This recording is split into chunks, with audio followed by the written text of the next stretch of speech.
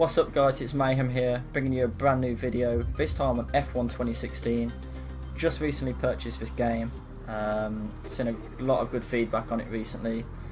There's a lot of new features from what I can gather. I haven't played the previous few, as I have heard a couple of average reports regarding the previous games. So quite excited to get into this game, see what it's like. I'm a big fan of VF1, I've been following it since I was a little kid. So yeah, without further ado, let's get into it. Gonna go through the career mode first. Just gonna do standard career mode. I'm not sure what the pro career is yet. I haven't really touched base on that.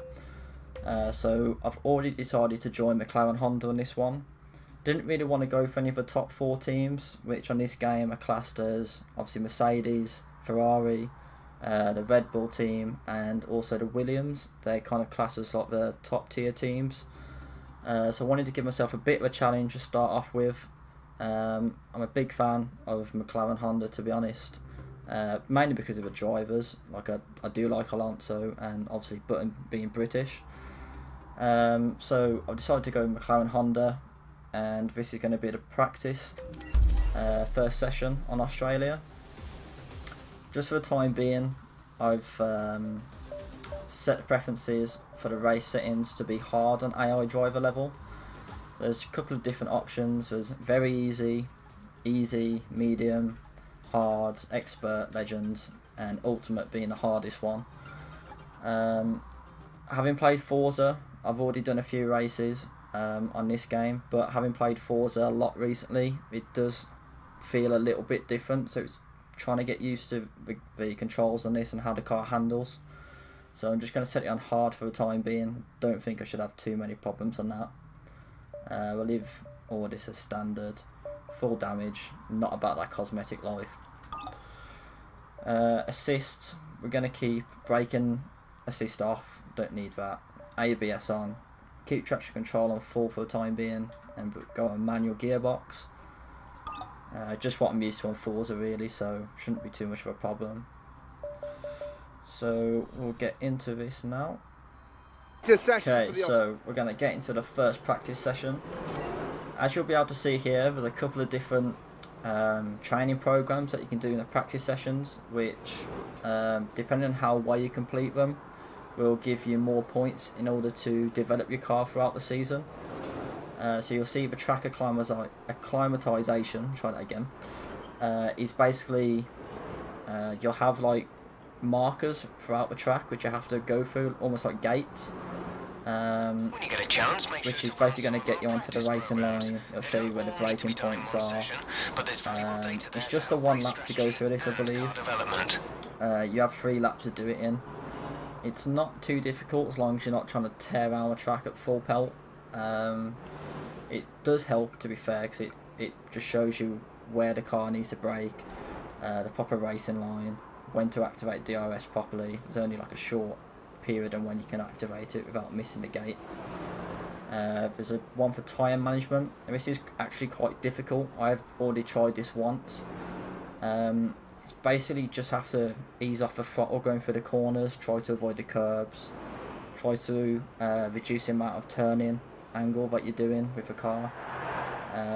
As long as you don't get into the red zone, you'll be able to pass the challenge. Australia is probably one of the easier tracks to do it on. A track like Monaco, where there's a lot of tight turns, I imagine that's going to be quite difficult to do it. But we'll see how we go on this one as well. And then there's a qualifying race, which is basically you're on super soft tyres, the premium compound, ultimate race pace. Feels quite low, so the car's very light, and you're basically just doing the fastest lap you can. There's a couple of team objectives as well that you have to do. Beat the average speed trap, optimal times during the first and third sectors, 3 consecutive fast laps, etc, etc. For this one though, I'm just going to do a track acclimatization so you can see what it's like.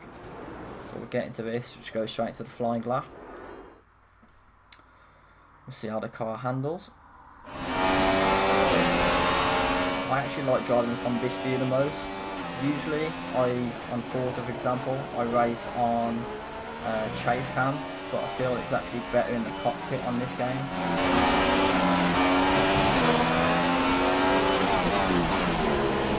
The gates haven't actually appeared yet until the start of the next lap, but you'll see what I mean.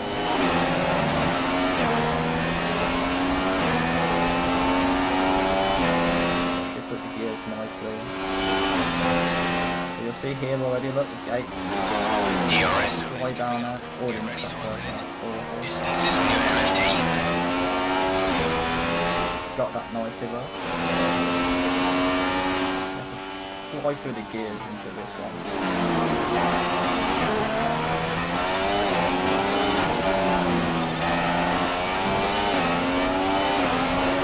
As you can see, he's teaching the best way to get into the racing line. Showing you where the braking points are. Just about got that one.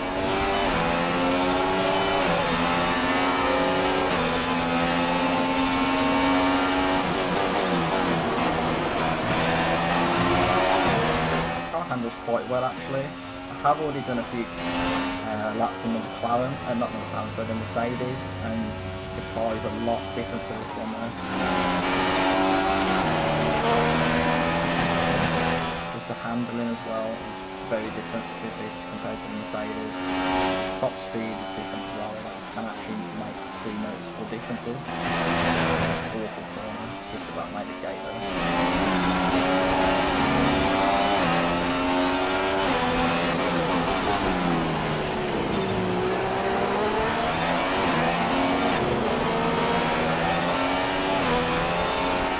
Acceleration zone. See if we can hit turn 1 this time. Once you do the 1 challenge, it'll ask you to get more points compared to the last one. Still missed that.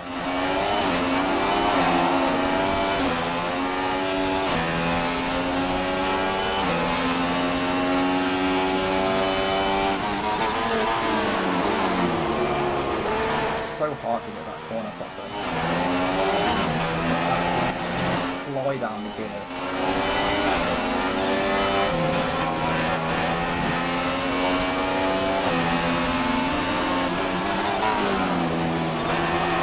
Low chance of rain now. If the situation changes, we'll let you know. Sorry if I'm not talking much, it's actually quite hard to do when you're trying to do a lot of contour as well. I really like this track to be fair, it's one of my favourite tracks of the calendar.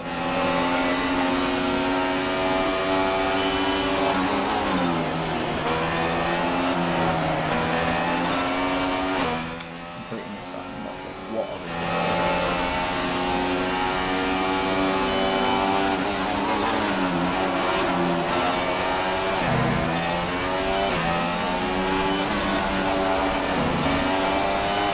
Car handles quite well though.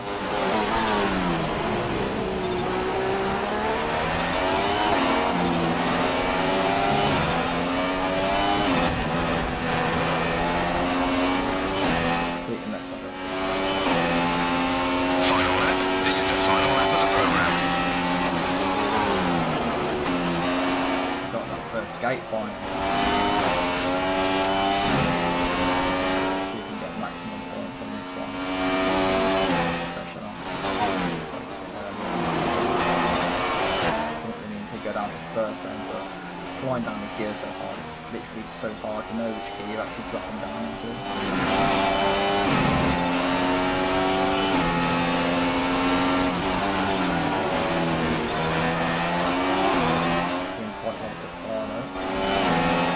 See the graphics on his car. Missed 2 gates there. That's really annoying. Easy one to get. As you can see there, the graphics on this game are quite exceptional. Even the surroundings, the cockpit in the car. So I can show you a different camera before I get out of this. This is another different view. It's a bit weird though, it's off centre chase cam.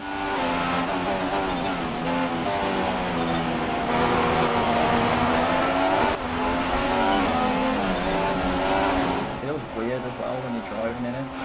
It looks quite weird when you're driving it. Completely mess it up, but you get the gist. Chase cam got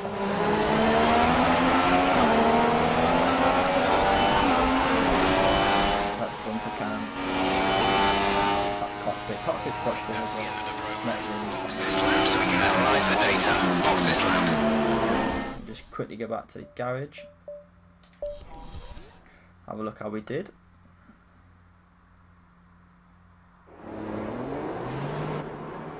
As you can see, we've got 30 out of 50 available points. This tells you how you did.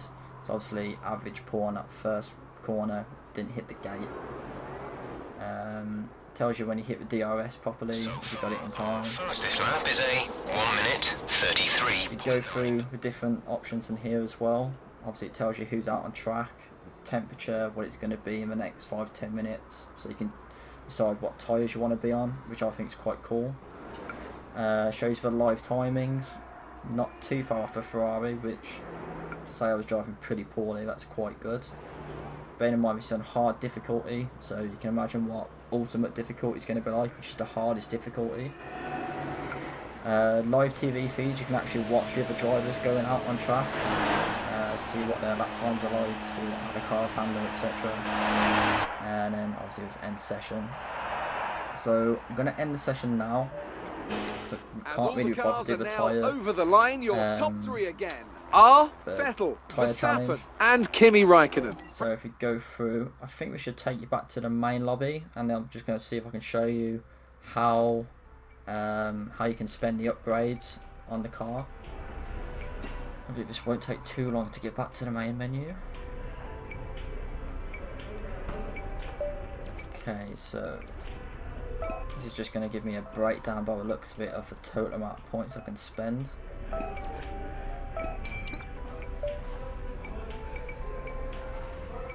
What's this guy going to say? Hi. Good to meet you at last. What's up? My name's Chris, and I'll be working with you as your Chief of Vehicle Development. Hi Chris. It'll be my job to get your feedback as a driver and to direct our upgrade design in the areas that you feel are most lacking. At each Grand Prix, we can run a series of practice programs and log the performance of the car as you drive it at its limit. This gives us data that we can utilise to develop various performance improvements. It's quite cool that you can see all like the paddock In order outside, for me to know the which coaches, upgrades to people actually prioritise, looking in. That's I'll quite need cool. you to select a development area that you'd like us to focus on. And you can do that in the R&D section of your laptop. Anyway, that's all for now, but I'll keep you up to date, okay? I'll see you soon. Bye Chris. Right, so let's have a look how we can spend the upgrades. So as you can see, it gives you like a bar on the side which tells you how you're comparing against the other teams. Let's have a look what we've got. So we've got engine power, obviously that's just pure brake horsepower. Fuel efficiency, chassis weight, downforce for the aerodynamics, drag, again similar to aerodynamics, reducing how much the car is affected by wind. So what should we upgrade first? How many points do we got? 652.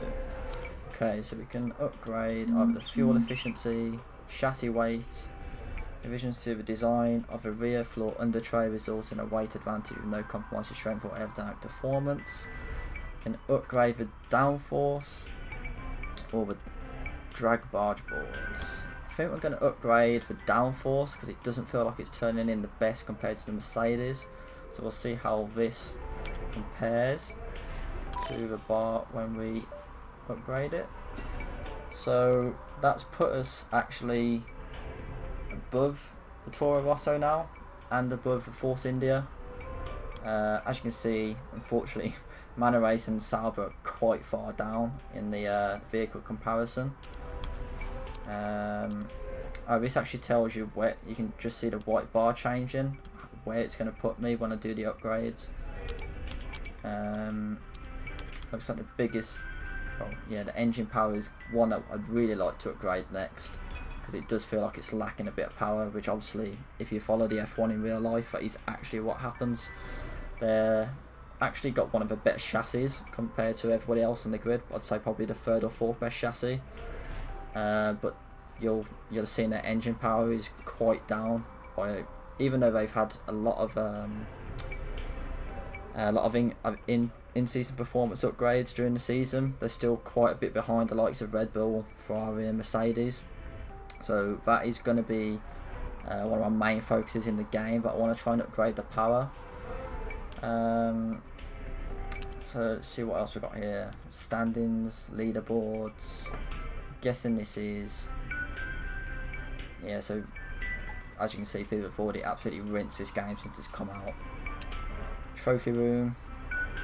This is, I'm assuming this is where you can win, obviously, different trophies throughout the season. Maybe get gold, silver or bronze.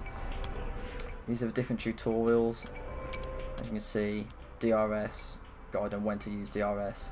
A multifunctional display, safety car. Can't really be bothered to go for all these in a minute. I have a pretty good idea on what to do. I've just bought a blue Snowball Mic, as well as an Elgato Capture card, so I'm going to be able to start recording and doing a lot more live commentaries.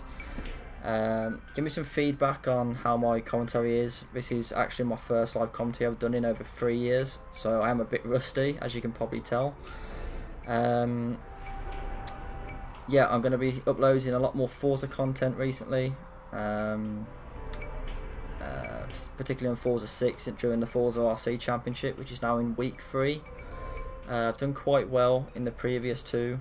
There's a lot of top tier drivers in that championship. I made it through to the elimination bracket on both occasions, placed in the top 33 to 64. Made it through last week again to the same positioning. Beat a couple of drivers that I was quite happy about. Raced quite well. This week I believe it's the 4GT LM, I think it's called. Haven't ever driven that car before, so it'll be interesting to see what times I can produce. So yeah, come back with another video possibly next week. I'm not sure what schedule I'm going to be doing yet. It really depends on what content I can think of creating that isn't already been rinsed before by other YouTubers.